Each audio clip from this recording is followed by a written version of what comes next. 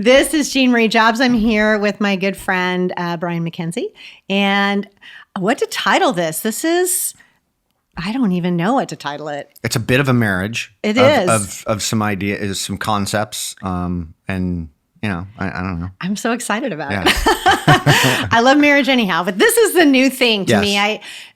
I'm a subject matter expert in transformation, mindset, leadership. Brian is a subject matter expert in a lot of things. The newest top ones, I think, probably breath, movement, state. Mm-hmm. What else would you add to that? I would say in human performance or development, yes. in terms of using physiology and, you know, obviously movement, and, you know, we don't need to totally tie into the movement thing today, but movement is a big part of our lives, as it is yours, right? Absolutely. Like you exercise. There's a reason why you're doing that, because you feel better as doing it. But we've been able to connect in the dots with the brain as well. So that's where the kind of the brain fits into this thing. Mm-hmm. And I'm not a neuroscientist, but I've worked with plenty of them. And, you know, we stumbled onto this thing with breathing in a way that, you know, isn't actually new. It's probably a 5,000-year-old concept. Exactly. And it's just been talked about in ways that's, you know, not been very appealing. I guess maybe that's the wrong word, but just drawn people into using it, right? And understanding it. I think it's about reframing it in the practicality of it. Correct. In a sense, right? Because yes, it's 5,000 plus whenever humans started, breathing was happening, right? I believe humans started with breath. So you got it. Right. So I think that it's to me, it's the practical piece of it is it's this big yes and. Yes, of course, we're all breathing. Yeah. And there are, from a performance perspective, but not only that, from a mindset and a state and a presence perspective, and breath makes such a huge difference. And how can we manage that instead of worrying about, and in a way, it's, if I can manage that, other things are going to fall into place. Correct. Instead of like, my gosh, I have to, you know. Well, and it fits with what you do, because we've worked together for some time now. Yeah. And I've been put in some very uncomfortable situations by choice, I will add. And but you've presented things to me that have put me in places to challenge me to make another step up to another layer of something, right? Yeah. Anybody who's a risk taker, anybody who's in a leadership role is doing that. Yes, absolutely. And so what are the tools you've got in order to lean into stress? And we've got a funky way of thinking that nature is this thing that's out in wilderness and with wild animals. And that's not true. That is the wild. Yes. And we are as much a part of nature as nature is a part of us, right? And so stress and adaptation are those two major principles of nature. Yes. And our issue is the transitioning of that. And so at the cost we've made our very convenient lives of what we've done, we've taken this kind of choice idea out of the equation, and we've just said, oh, there's stress or there's stimulus, and then there's a response. And I'm just used to how that response is, whether I get angry or emotional about this situation, I go to my default on it. Right. And so when you challenge me or you challenge anybody in a situation or present a new idea on how to change that, it becomes this new construct of, oh, I've got to alter what I'm doing. And in that thought process, there's a lot of things going on. A lot of things. And I think that piece of where there's adaptability and stress, even on the leadership side, Harvard just completed a huge study, probably, 4 or 5 years ago, that adaptability is really the key to an essential ingredient to excellent leadership. Just as you would know from the physical body, adaptability is key to health. Yes. So to me, that's why I think they kind of go together in the sense that we're looking at this idea of adaptability, how to stay adaptable when we technically, as humans, we lean into not adaptable, but more predictable. Bingo. Loving my predictability. And it just so happens predictability is comfort. It just so happens. Comfort is quite the illusion, as many people have presented through my world, like, hey, this is why we use intensity, is it exposes so many things. Right. And that's no different than, hey, so here's what you're saying, here's what you're doing, but how about we reframe that and put it in this context? Yeah. And that becomes difficult because I can't default to the comfort, right? And this is where we find a lot of difficulty in making changes in our own lives because it's almost like a death sentence. Well, it's like the patterning is so strong. So strong. Whether mentally, physically, all of it. Correct. Right? The patterning, we naturally lean into, hey, this worked, so I'm going to keep doing it. Yeah. Forever in any context. Yes. And I think that's where we get ourselves into, while it seems like comfort, it also acts a lot like stuckness. Mm-hmm. Yeah. And then we lose that flexibility, we lose that adaptability, and then we're great if everything lines up according to this one specific movement, context, et cetera. Then the minute something shifts, which of course everything's always shifting, we find ourselves paralyzed, stuck. We can't access the resource that we have. And I think for me, that's one of the things I work with people on all the time is, hey, you already have the resource. You have everything you need to have this turn out, to have life turn out, relationships, business, whatever it is. You need access to that resource or those resources faster. Yeah. I am of sound mind. I don't have the answers, but I'm of sound mind that our biology holds the keys to just about everything we need to manage. Absolutely. I think, yeah. We wouldn't be here if that weren't true. We wouldn't have lasted this long. Yeah, and from the historical idea of this, as we look over time, like there's things about us that are so easy to look at from the way that metabolism took place 500 million years ago in single cell organisms to the idea that cells learned to communicate. And when they did that, they made a deal and changed it into aerobic metabolism. And that's where metabolism switched. And this is where we're talking about breathing because things haven't changed since then. Aerobic metabolism is the most efficient way of dealing with things, but we look at that as like, oh, I need air. I need oxygen, right? And that's not how it totally works. It's, Talk some more about that. Yeah. That's interesting. So 500 million years ago, roughly, I'll just give a quick historical. Yeah. Like the planet was very hostile and there was only room for single cell organisms. And in that, a lot of them used anaerobic metabolism, which is outside of the mitochondria. It was outside of the cell. It used what we would say today as like, hey, burning sugar or glycogen or more glucose, right? Tipping the needle towards more glucose. That's not a bad thing.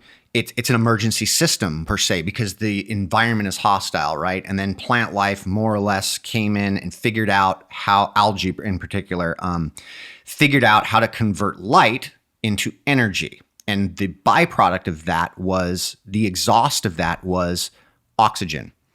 And so over millions of years, algae engulfed the planet. All of a sudden, we've got enough oxygen. Cells decide to communicate with each other. So when I say that, I mean, hey, your brain cells are communicating with your nerve cells. Your nerve cells are communicating to the muscle cells. To the all of these things have decided. We've got many different cells in the body. Many different stem cells. Like all of these things have made a deal, and the deal is, we've got to use oxygen.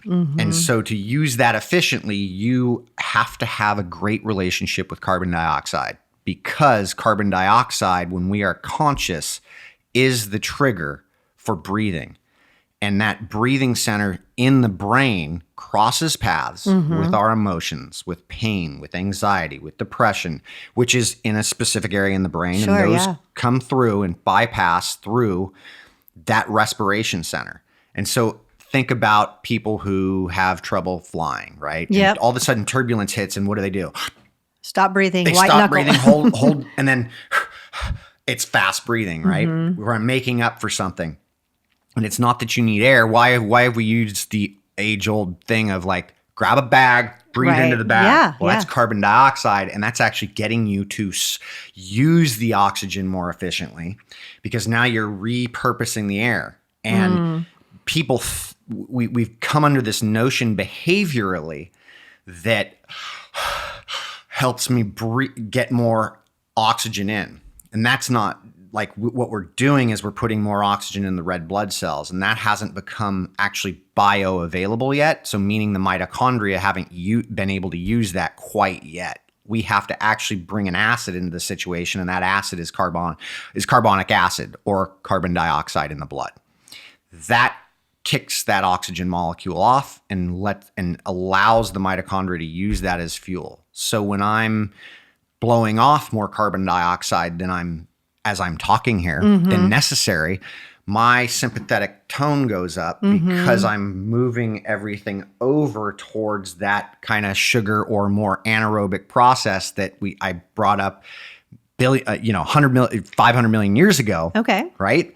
So okay, let me slow it down here. Yeah. So you're saying that when you're breathing through your mouth, you're taking in more carbon dioxide. You're letting out letting out more carbon dioxide. That's what you're saying. Out more carbon dioxide. And that oxygenates the red blood cells. Yes. Okay. So that allows for oxygen to come in to the red blood cells. Got it. Does not make it usable. So if we were to put a pulse oximeter on you, you'd see your oxygen content levels go up to 99, 100%. That's not necessarily usable oxygen. Okay. Usable oxygen tends to lean in between 96 and 98%. That's very specific. I know. Anybody who's been to the hospital or been to the doctor and been on a pulse oximeter will be like, oh, what does that mean? Well, now they understand why they're looking at that, right? Because you have an optimal place. When we tilt more towards carbohydrate usage, and I don't want to go too far in the weeds here because carbohydrate is our main source of fuel because the brain and the nervous system actually need glucose to function. Yep. But this is the importance of that because the muscle tissue can function very well and more efficiently off of fat burning. That's where we want to move more towards the nasal breathing because it controls the carbon dioxide coming out. But when we deal with feelings of emotional responses to things, stress, anxiety, depression, breathing patterns change as a result of my connection to carbon dioxide. So if I have a low CO2 tolerance, I tend to overbreathe or hold my breath a lot sooner, right? Or get ramped up really quickly. And we're actually seeing this in studies. We've got this working out in studies right now to where there is we're seeing direct correlation to this and low CO2 tolerance. So that becomes the mechanism of controlled breathing, which there are ample thousands of studies on controlled breathing, calming the brain down, and buying us time to actually change the thinking process to get into a better, clearer path of making a better decision. Okay, so let's break it down practically. So I am at work and I'm in a situation where I have to go to a meeting and I'm nervous about the meeting. I feel anxious. I don't know what's going to happen. I might get in trouble. I'm making up all these things in my head because I don't really know. A lot of stories. A lot of stories going on. And what's happening to my breathing probably in that space. If you're not aware of the breathing breathing's speeding up. Okay, so I start breathing. And am I more breathing through my mouth naturally? To some degree, yeah. A lot of people would be. Okay. Right? So you're breathing faster, more through your mouth. Okay, and then that's telling your body what? Prepare for survival. Okay. Run. Okay. Right? And so what are your survival tactics? What are your habits? What's your favorite one, right? Yeah. What do you feel best with? Yes. You know, what do you like default to? So we're looking at fight, flight, freeze, or appease. Yep. You got it.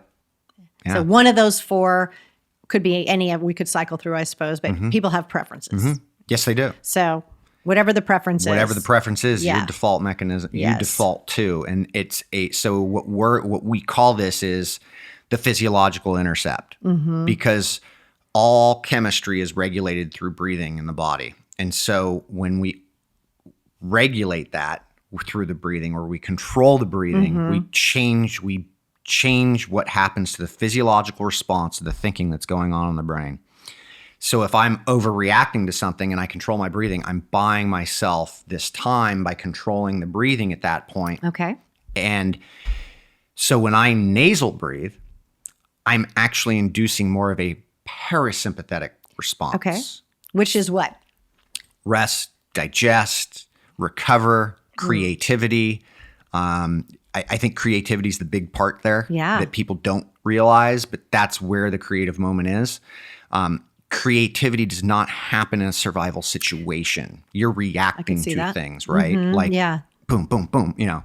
And so using that even when I'm training or working out with an athlete, it's the same thing. I'm using more parasympathetic tone. So I'm moving that dial over more towards the parasympathetic side. So I've got somebody thinking more about what's going on with my body. Where do I feel pain right now? Or do I feel pain? Or can I go a little harder and push this a little harder because I'm trying to elicit a response? Yeah. And I'm in a situation where I'm, you know, being challenged at work, or I'm going into a meeting that I'm freaking out. Well, this is where I can control my breathing, control those responses to what's going on, to allow myself to kind of get out of those stories and try and be okay with, hey, whatever's going to come at me, like I should be able to manage this. So I've got more space internally You've got it. to respond versus react or go into whatever the automatic is. You got it. So it's like Viktor Frankl said, between the stimulus and response, right, there's a space, and in that space is choice. But we got to create the space because the space isn't always naturally there. So this is what I hear you saying is breathing is a way to create the space. Yes. So managing that internal conversation, which is the element I usually work in, is noticing, right? Just that awareness level. Because if you're aware, you've got flexibility and you've got choice. If you're unaware, you don't have flexibility or choice because you're not aware. Like you said, if you're not aware of your breathing, you're probably... So I think I'm wondering how it can work both ways. So there's the awareness part, like, okay, hold on, let me capture these crazy thoughts that I'm having about this meeting before the meeting even happened, and all my worst case scenarios that are rolling and tumbling out in front of me, and capture that so I can start to prepare myself to be creative, to listen, to receive, to wonder, to be curious. And what I hear you saying is the other way also, it's both things are happening. When you immediately do that, you do change your breathing. And if you notice, if you can't capture your thoughts, but at least you notice your breathing, it works the other way too. You got it. Got it. Yeah. Yes. Lots of choices. A lot of choices. And we use that for that Viktor Frankl analogy. You know, most of us will literally just think it's, you know, stimulus and response. Yeah. And we separate the choice out of things because we got a poor response out of something. Yeah. And so we just go into blame. Like, easy. You know, boom, boom, boom. That's boom, because of this. Yes. Yeah. And it's fascinating with the blame piece. I'm working with people all the time in different situations, leadership, team building, culture change. And I can't tell you, and you've probably heard it too, how many times people say, well, it's because this happened that I did this. It's like, well, if that was true, then every time that ever happened in the history of mankind, every human would do that. It's not it's not an equal sign here. Yeah, no. There's no answer. Like there's no one way. It's, hey, you've got a choice. It feels like it in the moment. Yes, 100%. Yeah. But the better you get at actually practice as adults. So once we're at past like 22 to somewhere in 22 to 25, the brain's no longer passively learning. So think about when you learned to ride a bike as a kid, right? Like most people learn to ride a bike as a kid, and it came kind of like that. Not for me, but I hit so many telephone poles, I can't even tell you. But you may have, but would you hit a telephone pole right now? If I stared at the telephone pole, I feel like I might. But. Yes. So, and here comes the training. It's like right. What we teach people is don't look at the telephone pole, look at where you want to go, Absolutely. And the bike follows, right? Exactly.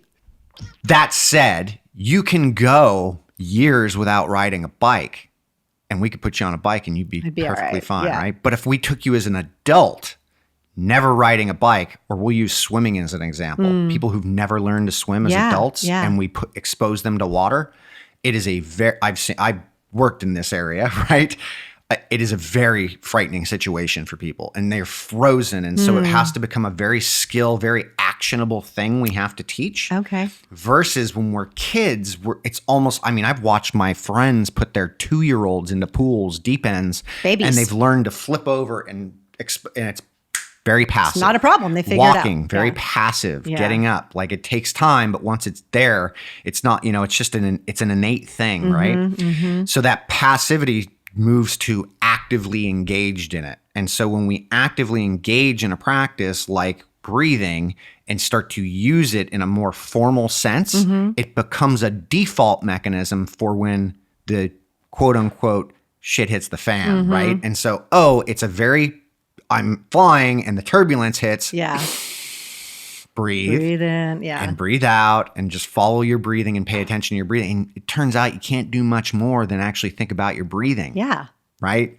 So that can change the just whole, that changes just your physiology. That can change the physiology. Yeah. Then you're buying time to kind of work with the thinking. And what are the default things that I worked with you on how to change that and change the narrative of what I'm doing. And all of a sudden my response now becomes something that is very different from what it used to be. There's choice, because there's choice, right? Then you can have multiple different responses depending on the context, instead of this one response that is the hammer and everything looks like a nail, so to speak. So that's that ability to get yourself in a space where you can be adaptable and flexible, because it's always possible. Yes. We just aren't always able to figure out how to grab it, Yeah. and how to access it. Yes.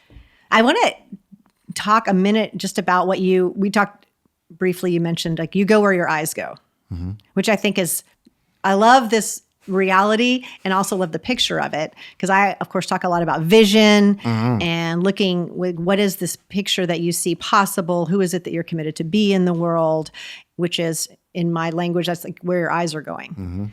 So oftentimes, though, our eyes go to what we're afraid of, like the telephone pole. 9 years old was rough. Let me just say, I hit it. I can tell. So many times. I can tell. It's a scar. It's a scar. But I think in regular life, sometimes our eyes tend to go towards what we're most afraid of. And when we focus on that, again, we're back to breath. Yes. So many times working with people. Yeah. I'm like, are you breathing? Are you, what's going on over there? I can't hear you breathing. Yeah. The visual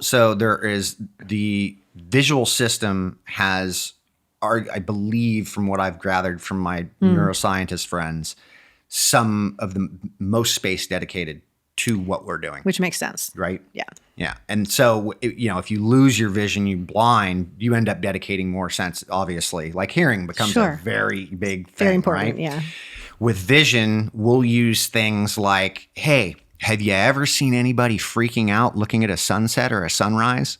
And people laugh at that like right? You're laughing right Yes. now. And it's like, no, it's actually an impossibility, because the math on it is putting you into peripheral vision, which is very parasympathetic. Fascinating. Dominant. Okay, that's interesting. And so when I can see my hands, so if I'm looking beyond you, I can see my hands. But if I look close, if I'm looking at the mic right now, I can't really see my hands because I'm super focused right here. Like a tunnel. Yeah. Think about being on your phone. Boom. I'm bringing in some of that sympathetic activity, screens right in front of me, right? So we get people to clue into the idea of that, of if it's a bad situation, use the room or outside to change that. Zoom out. Yeah. People typically don't freak out when they're on a hike in nature, right? Or in the wild, right? Like they're out there, and there's a deep innate connection to that because we've evolved with that, right? And so even the light at dusk or dawn is associated with our evolution in this brain. And so if I'm in London or I'm in LA, that same light is triggering responses in the brain to whether to be up or whether to be down, right? And so, that morning light changes things, that evening light, but that peripheral vision ends up changing things as well. So I can use my breathing with my vision to actually enhance a lot of that even more, right? Interesting. Yeah. Which makes sense, because if you would say an actual vision for your life or where you're headed or who you're committed to be does have quite a bit of periphery. There's an expansiveness to it. And even when you're looking at something simple like jet lag, which I'm constantly experiencing or playing with at least, is that if those of you that have experienced it a lot know that the more you can get outside, get in nature, reset your whole circadian rhythm. It's the sunset, it's the sunrise. It's because light is another really important thing for humans. Yes, highly. So yeah, rickets. Anybody? I mean, that's what we saw with all those kids back in the early 1900s because they were in caves doing work and no light and didn't develop and these are things that obviously we're beyond that to some degree, but nonetheless, a lot of us are spending time inside and we see things that, hey, just getting outside for 10, 15 minutes a few times a day will change your life. Yeah. So light is life and breath is life, which makes perfect sense to me. Yes. Yeah. Yes. Right. So great. So practical, back in a leadership role, let's say, how would somebody use this in a day-to-day situation? You're running an organization, you're sitting down with your team. What would be, from your perspective, a practical way to use this awareness of light and breath to support, say, a creative brainstorming session? If the team is open to it and it's very progressive, it's, hey, let's set up something where we're actually going to engage in some breathing exercises before we start this, or you've got that dialed in for yourself prior to the meeting, and you would be doing something like that.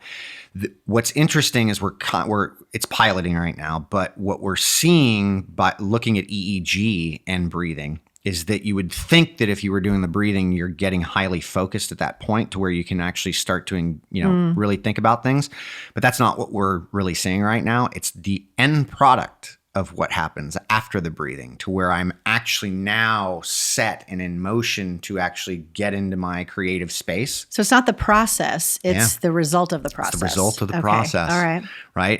And this is where meditation has profound effects, is you're actually doing the meditation to, there's usually breath work attached to any meditative practice. Yep. And then it's the thinking that, hey, clear the mind. And then, hey, I'm going to engage in a project here and we're going to work at this. Well, you've just set up the perfect atmosphere for plasticity, for learning, for creating, for doing things. And so there could be breaks in there as well, to where people like, look, we're getting away. We're getting in the weeds right now. Like we had a meeting 2 days ago with a group of folks from a rather large cycling company, and we were working with all these different components on figuring something out, but things started getting in the weeds, and it was like I just sat there and was like, stop, breathe. And that's my default at this point. My day is the default. Like, this is where I've really learned to do this. And even though we've created an app for that, it's like, but I created an app because I was actually the app. I was manipulating things throughout the day and saw these changes that I could manipulate based on different things, right? Like, hey, I needed to downshift, right? Like after I just gave a talk, right? I need to shift down before I go start talking to everybody again and lose my brain. And then I get sick because I'm jumping on a plane later, right? And we miss that. So that's that transitioning thing where it's like, hey, if I'm actually in a meeting, a creative space, and we're getting into the weeds, like, hey, let's take a break right now to shift a little bit and then come back after that, or come back to it after we've gone through something to set that process. Okay, so many things going through my mind right now. So your app, I definitely want to hear more about that for sure. And I'm wondering, so in a meeting, is everyone breathing? If you say we do breath exercises, for example, to open up creativity in a meeting, is everyone breathing at the same cadence? Would we, we're doing one exercise here for 6 of us, everybody breathe in, hold for 10 counts, release for 6.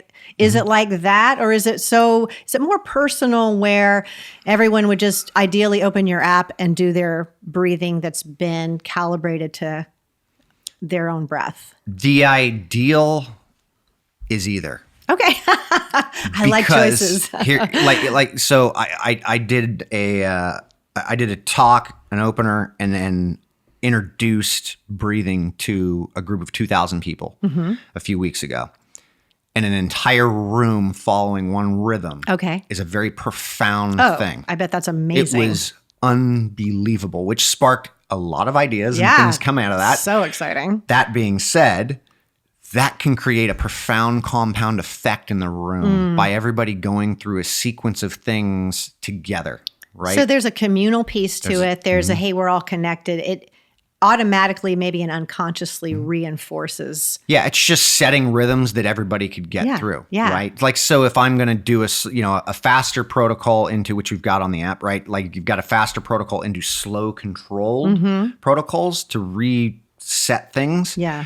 That slow protocol would just need to be able to fit with people who had a lower CO2 tolerance. So we use something like 5-5-5-5, like 5 inhale, 5 hold, 5 exhale, 5 hold, right? Yeah. Something very easy after we've done some, hyperventilation technique. But that in essence allows the group to perfectly fine get through things and feel things together. Yeah. Whereas maybe Jean's worked on her CO2 tolerance for quite some time now, and 10-10-10-10 is something she actually would prefer to be doing, right? Yeah.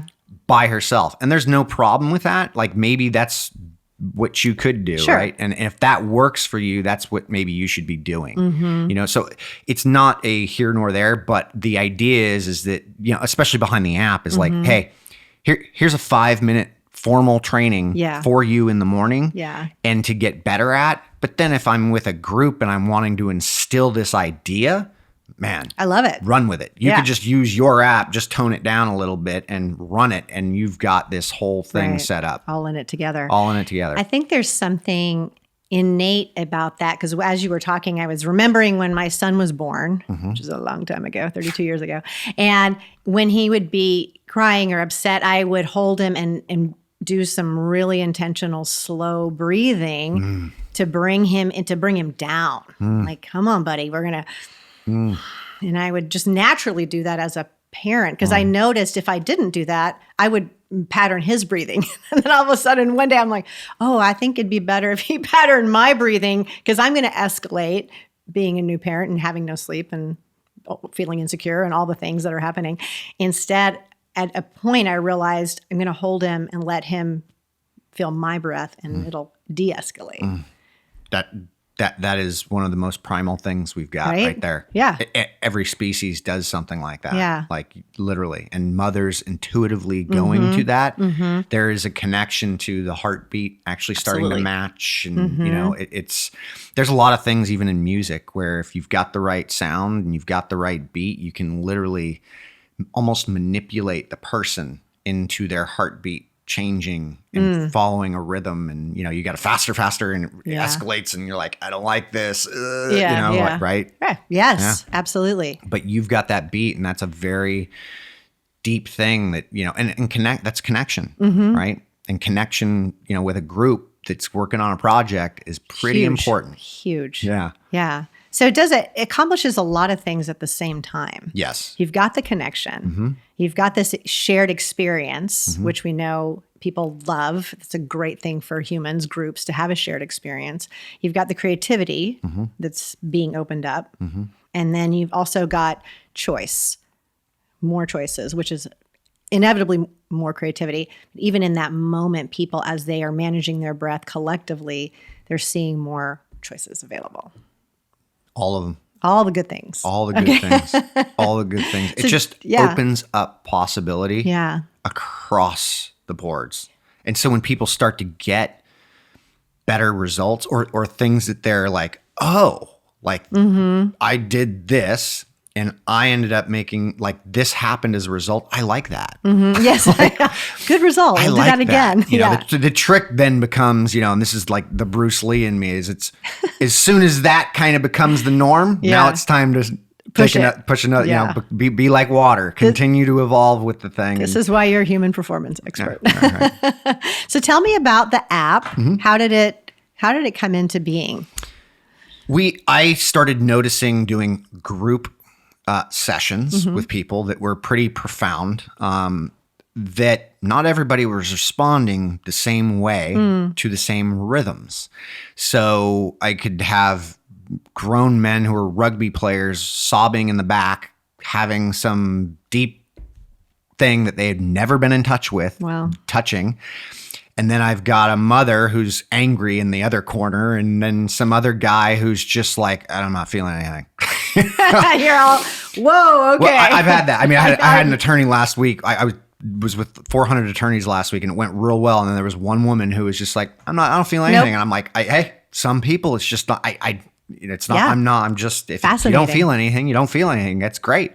Like, hey, what will you feel with something else? Nonetheless, I picked up on this and started asking more questions. And that's just what I do. I'm like, okay, well, why isn't everybody responding the same way? And then we started we started paying more attention to the brain and how things work. And I read a lot on people who were doing work around the brain. Norman Deutsch, Dr. Lisa Feldman, people who were pioneering ideas around pain, disorders, emotions, things like this.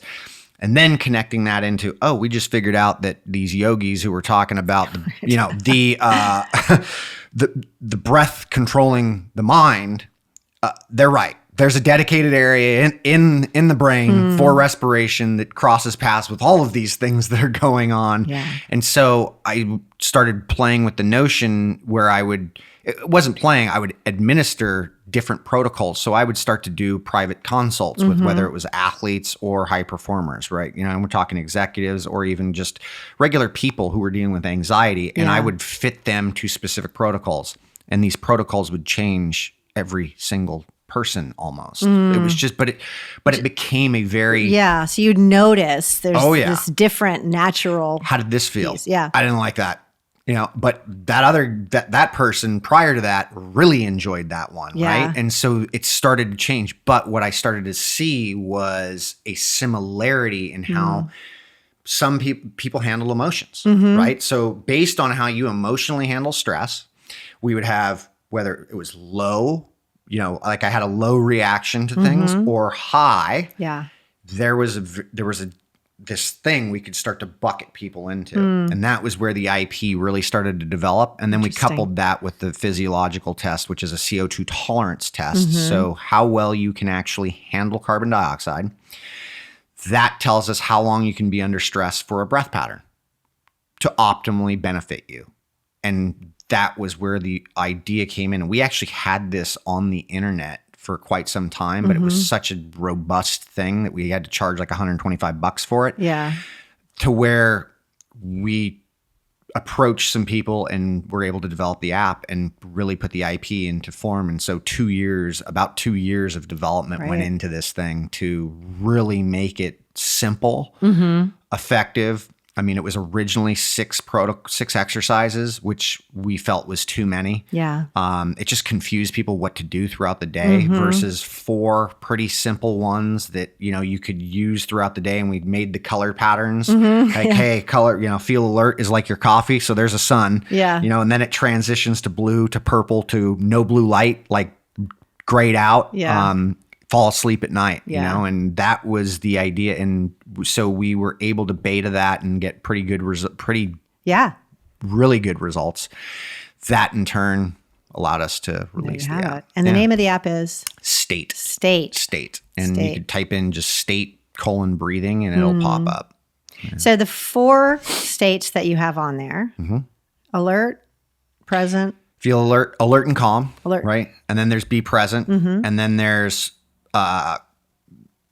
calm, just calm. And then there is fall asleep. Okay. Really, there's only 2. Be awake or be asleep. It's being alert and calm. Like I'm up and we're engaged. We're there, But I'm not freaking out because that's anxiety, right? And we all hit that. Sure. But then there's, I'd like to go to bed. I'd like to fall asleep. Turn it down. And those 2 things, I think, for me, talking to people and working with people, there's the 2 poles. I need to manage my anxiety and I need to figure out how to fall asleep because my brain never stops. Please make it stop. Please shut it down. And I normally sleep pretty well, generally speaking. Every now and then I'll get one of those jags where my brain just doesn't seem like it will stop. And I noticed breathing and visualization help tremendously when I need to try to shut that off. Right? So let's look at those options in your app. So let's say I am going to create something new with my team. Do I want to be present and alert? Do I want to be, where's my optimum state as far as creating something? So the feel alert is something we use for like, hey, I want to get up. Okay. And I want to be engaged. Okay. Right?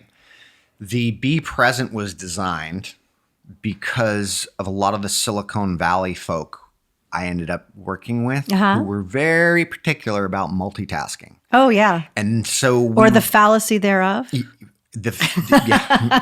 I'm being very PC I know, right? So, a lot of these guys are convinced that Elon Musk is like the king of multitasking. Yes. It's not. He's just able to go from one task to switch and go into the next one. That's transitioning. He's great at transitioning. Yep.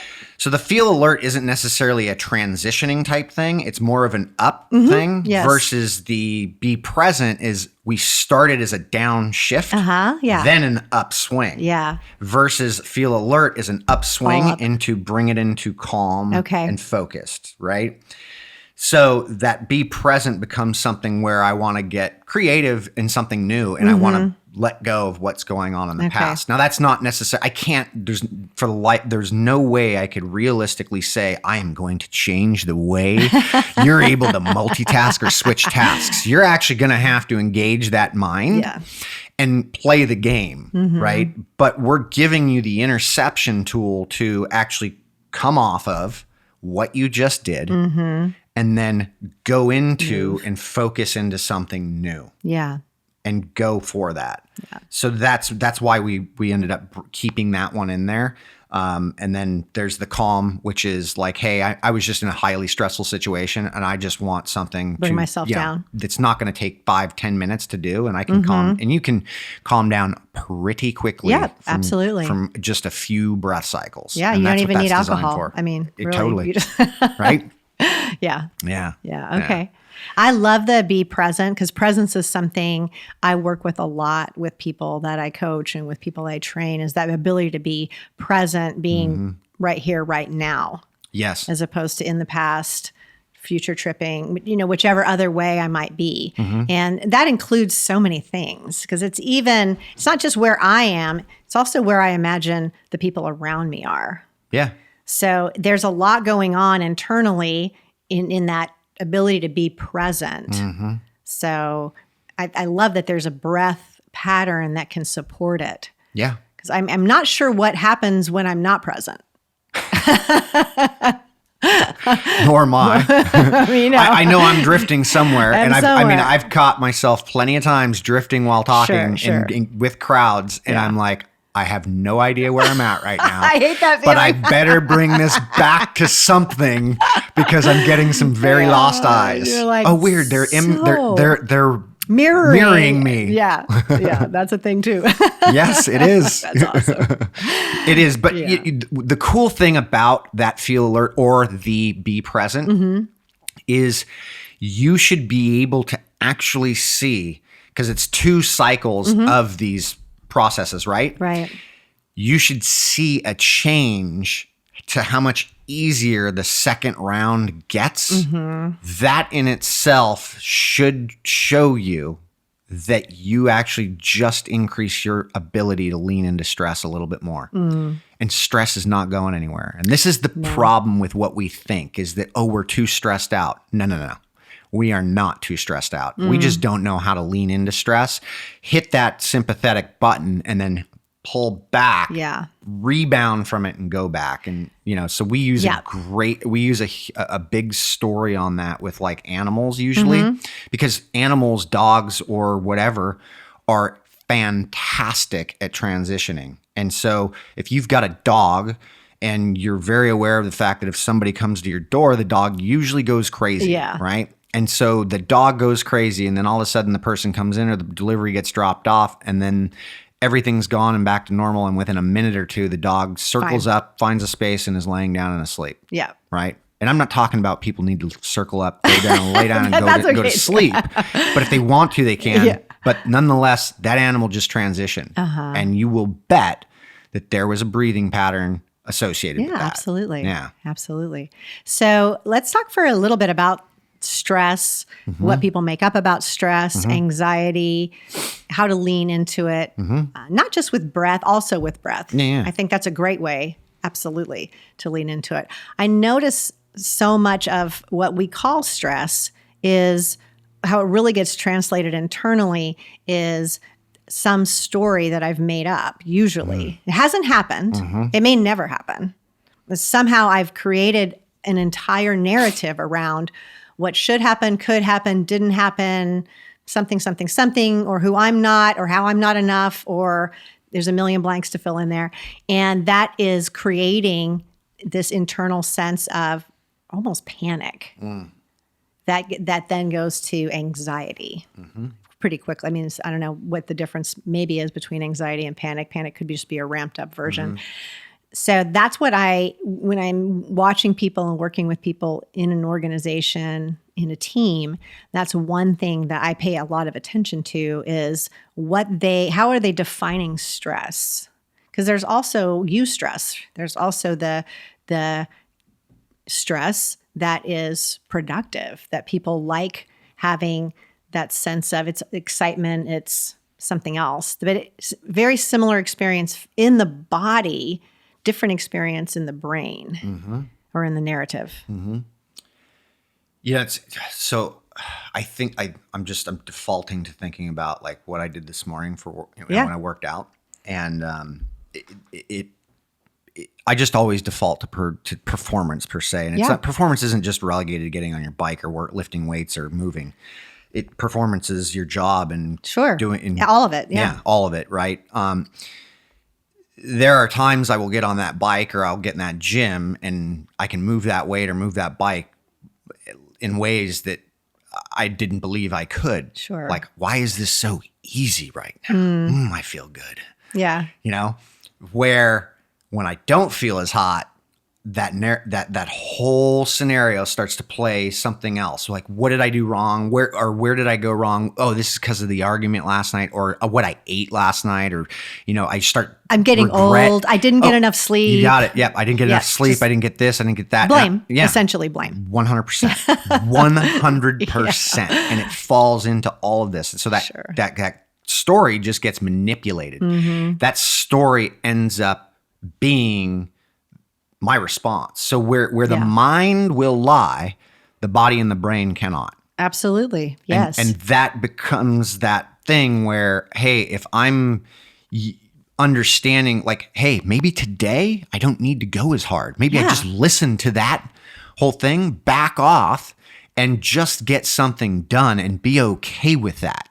Then maybe tomorrow's a different day with what I want to do, right? And so if that project or that thing is now getting some negative regret or blame or whatever's going on, that I don't know the last time that helped anybody.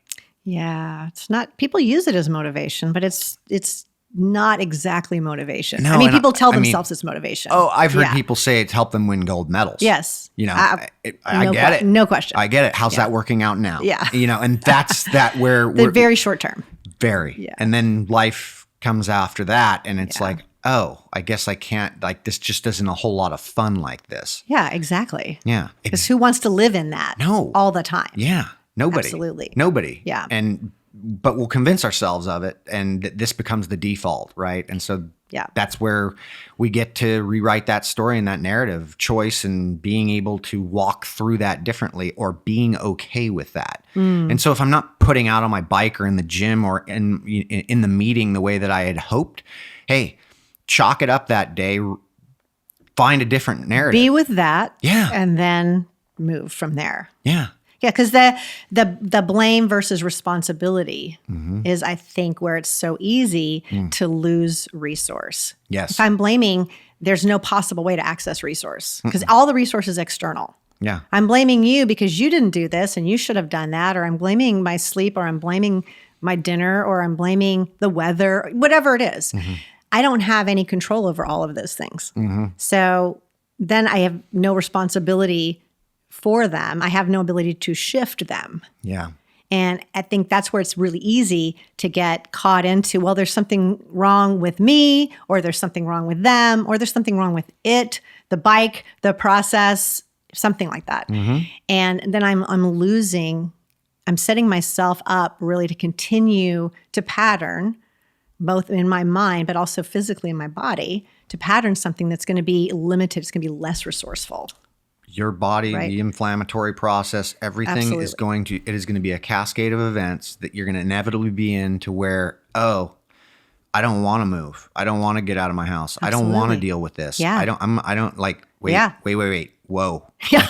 Don't tell her. Yeah. No, don't. That is like, now we have to get into discipline about things and starting to rewire Absolutely. the entire thing versus catching yourself in that entire process to where the cascade of events doesn't take place. We like leaning into stress, but we like being in stressful situations and compounding that. And like, we wake up, we work out, we deal with kids, we go to work, we're in a car, we drive in traffic. We don't like that. We don't like this. We don't, and it's like, these are all these things that are going on. It's just a list of things that we don't, and it's like, well, no, you get to do that. Yeah. Like, you get to, Very different conversation. And it physically feels different. yes. Absolutely. Yes. And I'm like, look, I catch myself in this daily. Me too. Oh, I get it. I could just change my narrative right now and be grateful that I get to go walk my dogs versus I have to go walk my dog. Yeah. No, I get to go walk outside right now and calm down. Yeah, it's awesome. I was texting with a friend of mine the other day. They texted me and said, "Hey, I saw your post on Instagram about control and license, and I was noticing that." Was so good. Thank you. I was noticing that when my family goes over to see my in-laws, when I'm ready to leave, I'm ready to leave, and it creates all this tension because my spouse is not ready to leave, and we have this several hour period of all this unnecessary tension and stress because I'm ready to go and I'm amping myself up and they're not ready to go. And I don't, any suggestions? It's like, well, you could just choose to participate. They were like, yeah, I haven't tried that one. You could though, right? You could. Because it's funny, control and participation are opposites. Oh yeah. And it doesn't naturally occur. I don't think occur like that to us. When I first started reading Edwin Friedman's Failure of Nerve, he brings this whole principle up, and he does it brilliantly, more than I can do justice to in my memory of it. It's so profound that we don't recognize that control is just a form of resistance. And we're pulling back, we're resisting. Well, that's not how it should be. This person isn't how it should be. The timing's not what I thought it should be. So I'm going to resist. I'm going to withdraw my participation essentially until, straighten up over there so that I can come back and play in the world way I think it should be, or in the relationship the way I think it should be. That is profound. Yeah. So I really like that. So let's look at it from a breath standpoint. So when I'm resisting, when I'm in control, what am I doing and not doing? What's my body doing and not doing? Well, they're definitely hyping yourself up. Yeah. But you're spinning yourself up. Yep. Which, you can watch children do this right before as they're getting into the tantrum phase. Oh, yeah. I've watched it with all the nieces and nephews, It's awesome. And it's literally a ramp up and badoosh, and mouth's open, I'm spinning up, and I'm not trying to hey, we can't keep our mouths open, but just being aware of this concept is keeping it here as much as you can. Huge. That said, the breathing changes. And so if you know you're in this, I'm not happy and don't want to be here, perfect. Great. Here's an opportunity to breathe. So just control your breathing right now and see how you can feel through that process. And then you're buying yourself time to actually make a bet hey, how could I participate right now? What could I participate in now so that I may not be creating as much tension in this whole thing right now? Yeah, at least over here for sure. At least in me. Yeah. So I can change that with me, but then what could I participate in what I'm doing with my family that I don't want to be doing? And we've all been there. Yeah, and absolutely. Look. Absolutely. And I have it. And I every single time I've decided to participate, I don't have a problem. Weird. I hear you. I'm the same. It's the same. Weird. And I notice I'm resisting, withdrawing, controlling.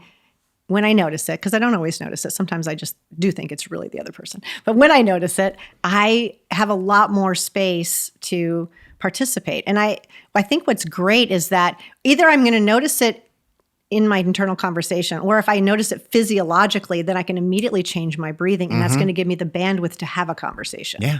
So you can reverse engineer it, I think, either way in a sense, because they are married, right? They go together. 100%. They absolutely do, And I mean, I'll get rewards like, wow, you are so good with my mother. And I'm like, I am? I'm just breathing. Wow, I'm just breathing. Yeah, but I'm just participating and playing in the game. It's whatever it is. Whatever it is. Yeah, because as you're saying that, I'm thinking in certain relationships, when I am resisting, there is a, like, oh, I don't want this. You're steeling yourself against the possible whatever I've imagined. The backlash, the attack, fill in the blank, whatever it is. And I'm somehow, the guard goes up. There's no vulnerability. I'm not going to be present. I'm back. But often when that's happening, it's because I am propagating, persisting in, living in an old narrative or something that happened a last time, as if that's all that's available to happen now or next time.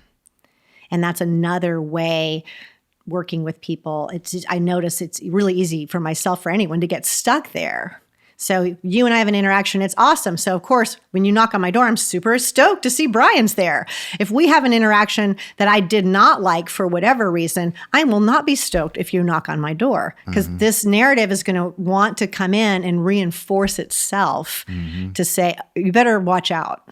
Yeah. Now that's survival, and that can be helpful. That we don't want to lose that ability to learn and to have a healthy awareness when your life is really at risk. Totally. It's just most of the time your life's not really at risk. Yeah. And, that's fantastic. I mean, that's the training. This is where it's like, this is what leaders are born out of, because this is the opportunity. Like, oh, hey, I'm going to go repeat that. Oh, I'm going to find another difficult situation. When I get on a plane, I'm going to say hi to somebody sitting next to me, both people next to me or whoever's next to me, versus just not saying anything, like, oh, hey, how are you? What do you do? Or, where are you going? And, if they don't want to talk to you, they don't want to talk to you, but you got it out of the way, right? Like a buddy of mine did that for a year. That's and now awesome. It's like, he's a totally different person as a result of that uncomfortability, but the rewiring of that becomes, there's no problem with me hanging out with my family anymore.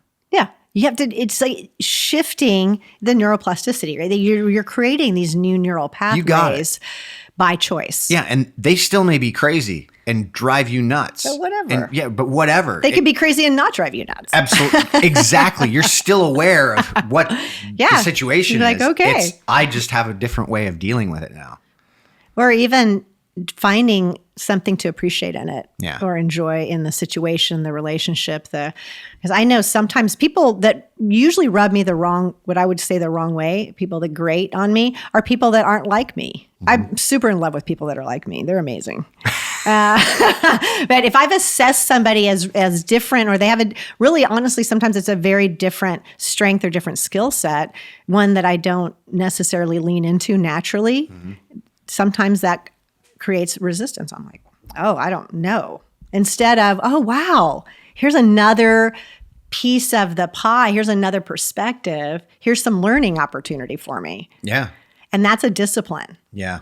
That's a discipline. Yeah. And that's kind of what my career is revolved around is really, it's within the human performance world is like, okay, so I'm going to go and do endurance sports. I'm not really a great endurance athlete, but I'm going to go and learn this, and then I'm going to go up the mountain, and I'm going to come down and try it a different way, and I'm going to try it a different, and it's like this repeated process of trying to learn and understand. And, it has, like, I can get outcomes out of this and learn different things from it and evolve what's happening with myself as a result of that, which can help a lot of people who are very stuck or injured or whatever, Well, and I think that's the gravity in a sense, or the lean in, is to get stuck. Not as if we wake up in the morning, I can't wait to get stuck today. I hope I'm stuck. It's that need for the certainty, or to have something predictable that, whether it's in our physical patterning or our mental patterning, anything, it's whatever it is, we lean into that just naturally because of comfort, because of survival, like so many things. And it's moving out of that natural lean in. Oh, yeah.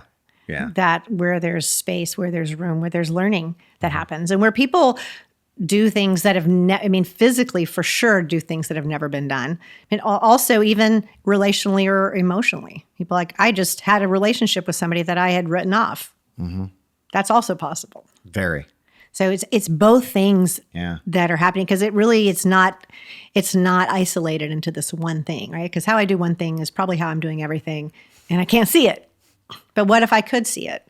And what if instead of guaranteeing stuckness, I could guarantee transformation? I could guarantee shift by just a willingness to pay attention, to breathe, to be aware.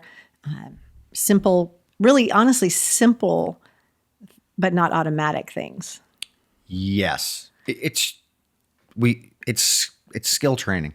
Mm-hmm. Yeah. It really is training. And this is the importance of really being an adult, or the responsibility of being an adult and growing up to some degree. You know, it's like, hey, this is what I have been doing for a long time. I think it's time I change that. No more tantrums. No more tantrums. No more tantrums for you. You know, what do I need? What are some of the things I can play with in order to aid in that skill acquisition? Mm-hmm. And this is just one of those huge things that but I think it's having leaders such as yourself who can articulate these things is so critical, because most of us are lost anyway and don't realize there's a way out. And it's like when you break it down simply and lay down principles, it's like, oh, then but then you start to catch yourself like, I remember Gene talked about this and it sounded so amazing. And I felt so just alive after that, but I defaulted back. Yeah, it's going to take some work. And so what are some of the things you can do in order to help with that? And I think it's just, you're not going to ever, in a sense, transform yourself out of being human. No. Right? So there's certain things about being human that they're just always going to be in place. And that's not a bad thing. No. We've got to take the stigma off of that.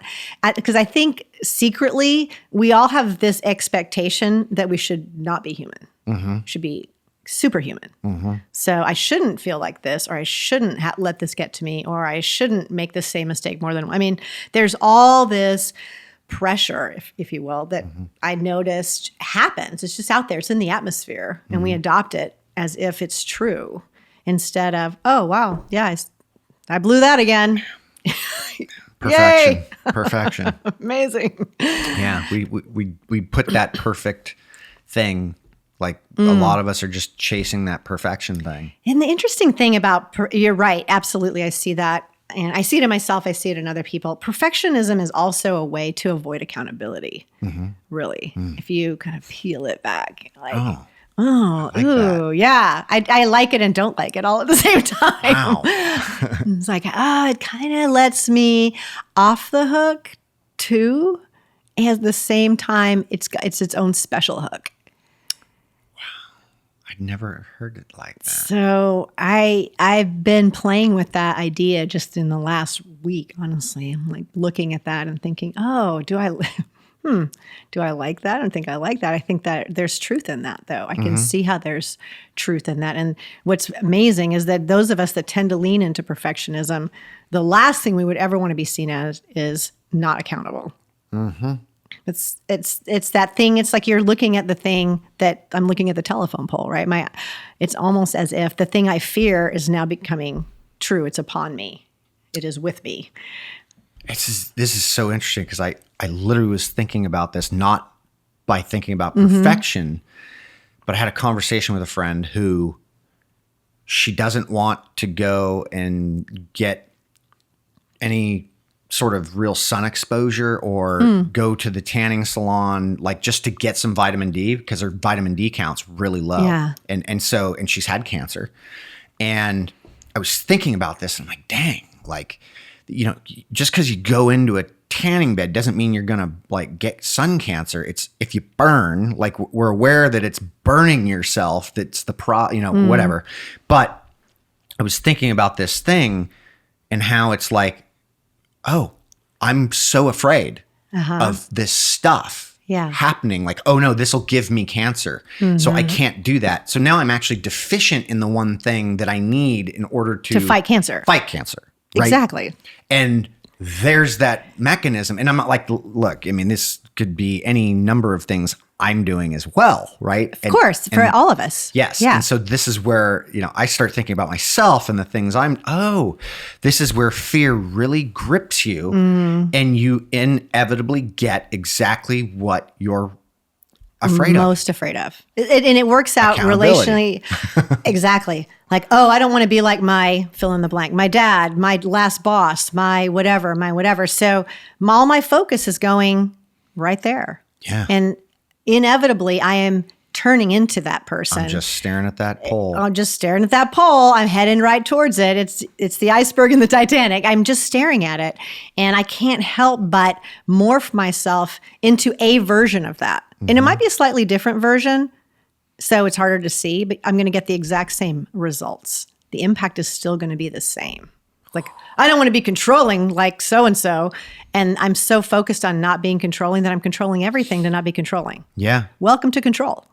And so it's this thing that happens that it's human. That fear, that overworking of the survival. I'm so afraid of this that I've leaned into it. I've become it. And I've been using that Joseph Campbell quote so often in the last couple trainings that the cave that you fear to enter holds the treasure you seek. And I've seen that from so many fresh angles. I love the quote anyhow, but I've just really seen it from really practical and fresh angles working with people in the last couple months.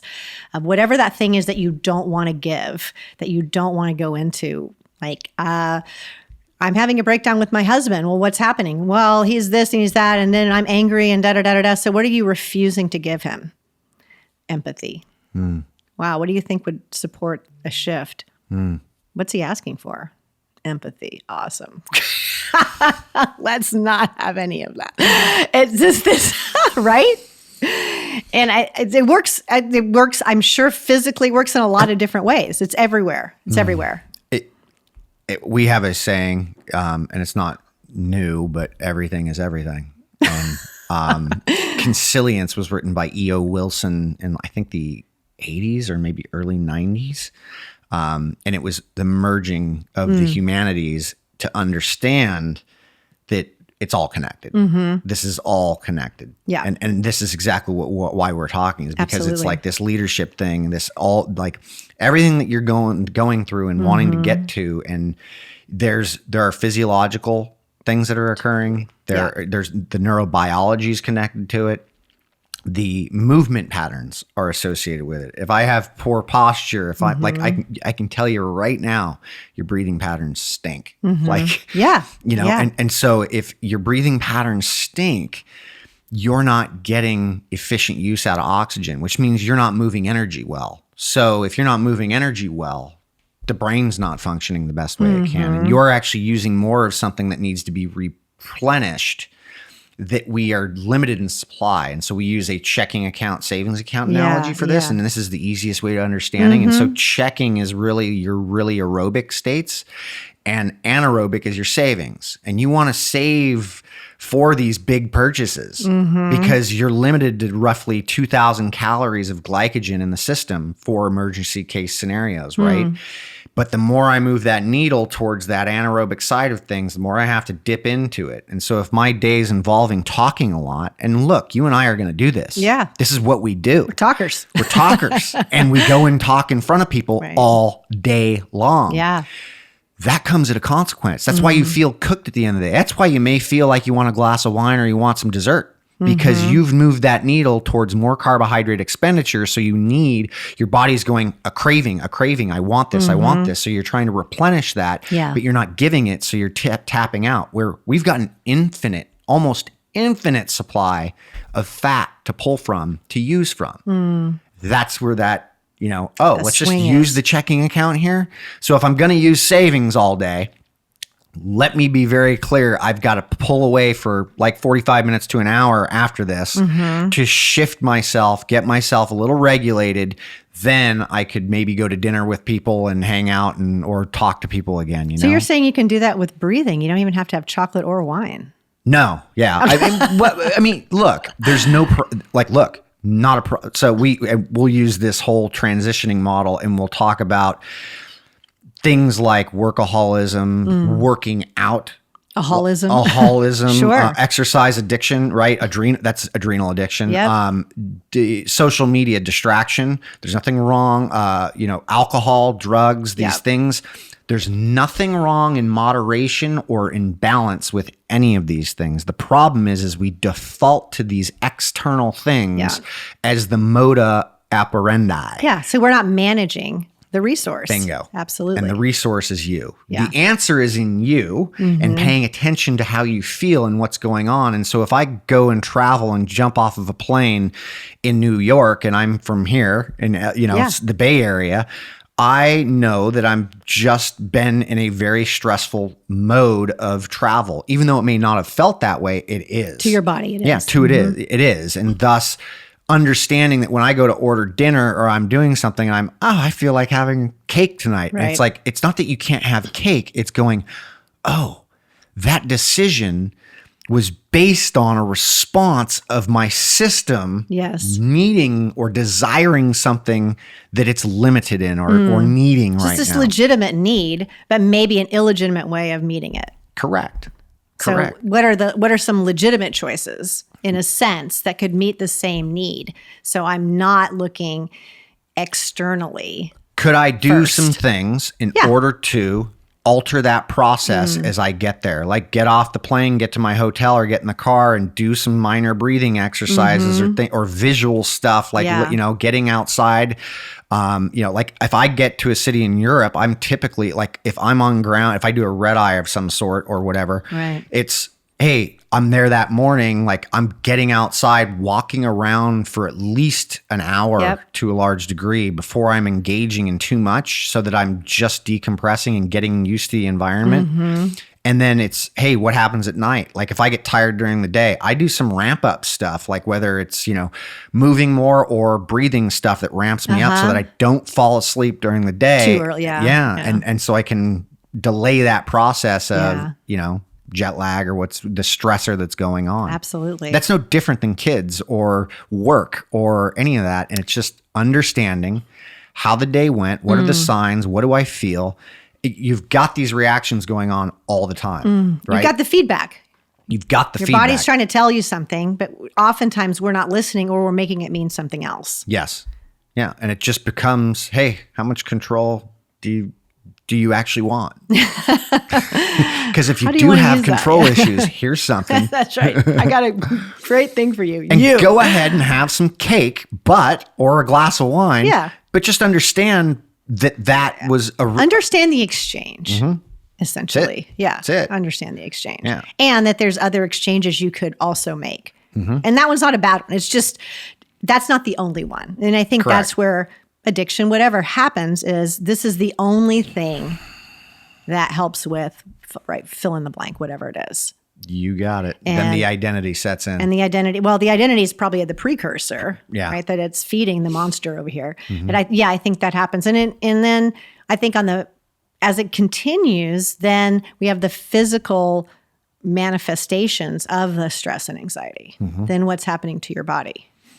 Then, I can't move my shoulders. Then this. And I know I've worked with people multiple times that if they were willing to engage in a conversation around forgiveness, for example, or shifting a narrative around someone, instantaneous healing in a specific part of their body. Like immediate. Like, whoa, I haven't been able to move my neck for 10 years. Awesome. Weird. Except your body is doing essentially what you're asking it to do. It's protecting you. Yeah. You're going into protection mode. Yeah. So if I'm constantly going into protection survival, yeah. Oh, okay. Your body's helping. Yeah. That's what it's doing. It's there to help. So the patterning and the repatterning, even if you would look at it physiologically and say that is a dysfunction. it's doing something, it has a good intent in a sense for you. Even though, again, you're making a choice that's probably not the best choice. Yes. It's still a choice. Yeah. And just so happens that when we go and look at disease research and they've got respiration rates attached to them, you see double, if not triple, the respiration rate of normal people. That's interesting. Yes. Wow. I'm stressed. Makes total sense. Yeah. Like I'm more stressed. The disease is, this is now it's not the answer. It's the signal. There's something, hey, like something's going on. We've got to change something. Yeah. And to pay attention instead of ignoring it and then trying to fix it with some external addiction or, okay, well now that means I've got to have 10 more beers, or now that means I got to go run 26 miles to get rid of this stress. And that is exactly my world. You just burnt your brain out. You don't need to run today. Yeah. What you need to do is go for a hike or go for a walk. Yeah. And be okay with that. Yeah. And the moment you can be okay with that, then you can run again. Yeah, exactly. Yeah, which if you're that person in that moment, it can feel dissonant and frustrating. Right? Because it's a disruption, it's an interruption in this narrative, in this story, in this pattern, in every single way, my thinking pattern, my breathing pattern, my physical pattern. You're interrupting it, you're coming up against something and shifting it and asking yourself to transform something, to move it in another space, in another direction, to shape shift, if you will. And that seems super uncomfortable whenever we got to do it. Yep. Because it feels like I have to. Yeah, well, you're taking away my external stuff. Yeah. And then, this was my default. And then what about now I'm just left with this? Who am I? What just happened? Yeah. And these are all really relevant conversations. I mean, in any realm, definitely in leadership, in people, just leading themselves, first of all, because you got to do that every morning. That's you get to do that every morning. And it's really relevant when you start to exponentially add people to it because you're influencing. Yes. Yeah, I'm influencing. We're all influencing. We're touching people, whether we like it or not. We're designed that way. We're designed to influence and to impact. And so it's always happening. Yeah. And we're is it happening the way you see it happening? Mimicking. Yeah. I mean, natural, not even, unconsciously, right? Not even consciously. No, yeah. But I mean, James Baldwin talked about this, deeply, but from the, looking at children is it's like rarely do they listen. Yeah. But they always imitate, and if you may that's just the fact is the kids are imitating what the energy is and what's going on, yes, and so, absolutely. But I'm doing the same thing. I've noticed I do the same. I come into a room with you, I take on that energy with you, and you take on that energy with me. There's an right? exchange. There's an exchange that's happening, and that's happened with us, and that happens with anybody and everybody I do. If I'm getting a poor vibe from a crowd, that is going to be something I need to manage and take control of real quick and be able to maneuver so that my energy can affect that crowd. Absolutely. You right? got to shift it. Yeah. I train trainers all the time, and I'm constantly telling trainers, you're responsible for the energy management in the room. So whatever you're experiencing out there, if it's working, awesome. If it's not working, it's your responsibility. Yes. To shift it. Yeah, you're the risk taker. You're the leader. You're up there. Yeah, so this is your show. Follow the leader. Go. They're going to follow you. You know? And some people don't want to participate. Great, but by and large, you will get buy-in from people when you can show that leadership and control that aspect. And this is the whole thing is how many tools do you have in your shed in order to work from?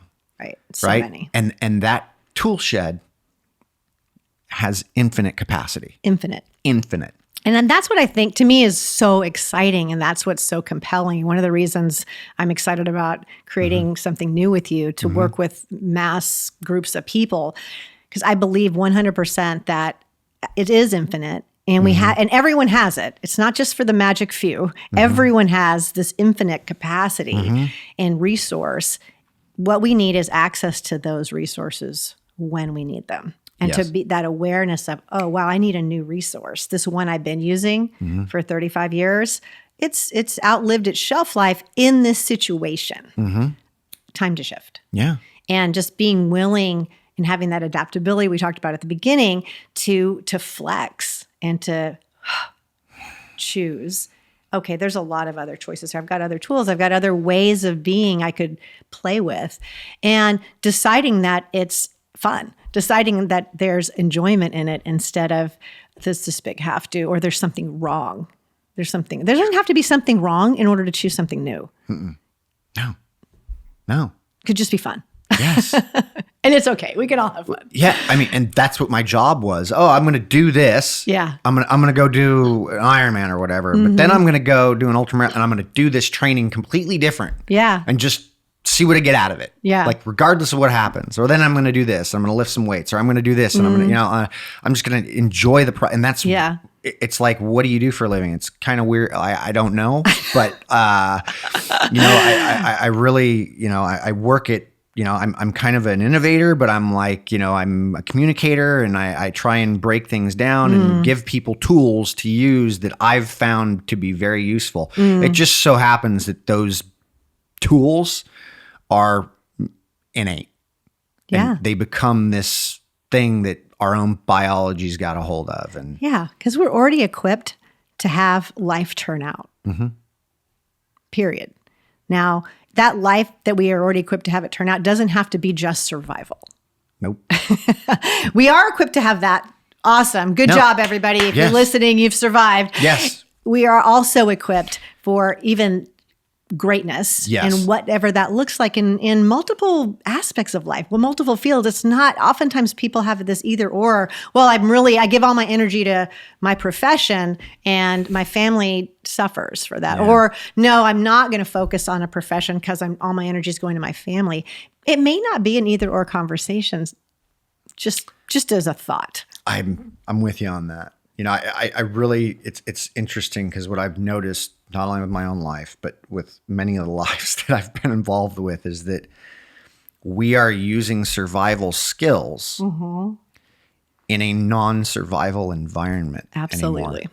That's all the time. That's all we don't need a lot of the survival skills for life today.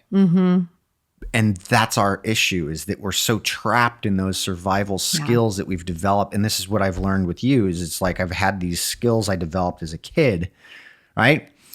On surviving, being parented, and going to school and all of it, right? And then I moved into adulthood and I've defaulted to these things in the process. And it's like, I can enjoy this. I don't need to turn this into, I can participate in this. I don't need to be freaked out all the time or preserving, protecting, and preventing, right? All the energy going into those things doesn't leave much other energy for enjoyment, full participation, lots of things that we might enjoy doing in life, or having life turn out, or risk taking that is fun. Yeah. Or that is fulfilling. You take our purpose, or the things that are inherently motivating to people, that really authentically will get you out of bed in the morning and allow you to push yourself to another level, not because you have to. It's just that there's an innate desire to move to something great that you see possible that only you can give. Yes. Yeah. And I love it. I love that you brought that up, because it makes me think back to like when I had the accident with my neck and,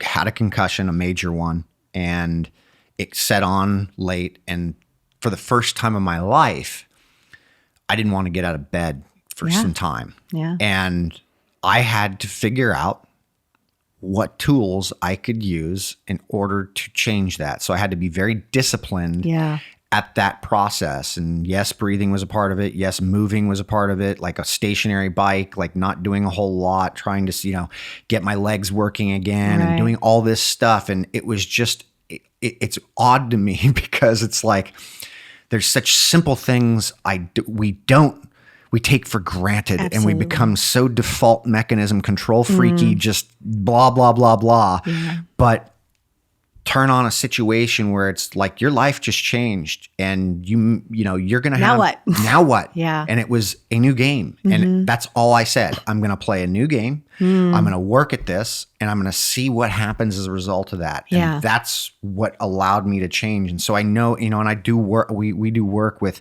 vets, with people who are dealing with a lot of this very difficult processes. There's still a choice. There's still that choice of how you want to play the game. And I understand that it might be more difficult than I may be experiencing or I've ever experienced. Yeah. But that wasn't the card I was dealt with. Yeah. That's your card. And you get to do with that card whatever you choose. And you can change that narrative. And the more that you're in that reality, like, okay, this is what is. Now let me work with what actually is. Not what was. Not what I think should be. Oh, yeah. Because it's the fantasy that automatically throws us into despair and it deepens the despair. Reality, as it is, just being with what is, I noticed that there's so much more resource. And what you are doing with your physical body, I think anyone has the ability to do, whether it's, I had a concussion, I hurt my neck, or I had this horrible thing happen to me 10 years ago, but I'm still living as if that thing is about to happen again. It's all the same. I didn't want, but this was it. Yeah. I didn't want this accident, even though I brought it up. Yeah. But I don't. I really don't bring this thing up. Like I don't even put it in presentations. I put pictures of me diving with great white sharks because I'm like, here, this will get your attention, right? Like I don't want to define myself as like, hey, this was a thing that happened to me and I've got this trauma. So I don't have trauma around it. It was a great experience. It was like I got to turn that into a great experience, right? And get through that, even though it was a terrible thing that happened. Absolutely. Right? Like freaky, crazy thing, playing with kids and whatever. Yeah, that was crazy. Yeah. So, but that's the potential of anything. Yeah. And I think you can bring it up without being a victim in it. Totally. Of course. And that's what I hear you saying. That is what I mean. And that is absolutely what I mean. I'm not a victim. This doesn't define me. And it did happen. It did. And that's also part of reality. So great. Brian, it's been so good to have this conversation, to connect today. Yeah. I'm excited about creating with you. Maybe we'll do some more breath work and then create a whole session. Would love great. to. Yeah. Would love to. I'm looking really forward to this. I'm glad we really figured this piece out or started this process. Me too. So we're just documenting it because we don't know exactly what's coming and we're excited about what is coming. So yes. Awesome. Yeah. Thank you. Thank you.